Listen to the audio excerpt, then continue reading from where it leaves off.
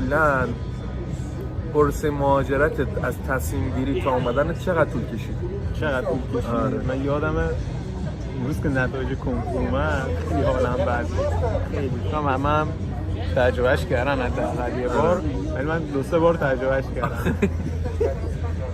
بعد می‌رسم یکی از دوستام قلب اقدام کرده بود، یعنی قبل اینکه کارش به نتایج انتخاب رشته بکشه قبل خودش می‌دونست. آره اقدام کرده بود. خلاص نتایج ما اومد، دیدیم دستمون به جای بند نیست، زنگ زدیم بهش چیکاری چندی کجای کاری، منم میخوام بیام. خلاصه از تصمیم گیری تا اومدنم حدوداً چقدر بگم طول کشید، 1-2 روز. بعد 1-2 روز شخصی که کارهای دوستمو کرده بود منم ثبت نام کرد توی پاسپورت. واقعا فکر می‌کردم خودم اولین نفری بودم که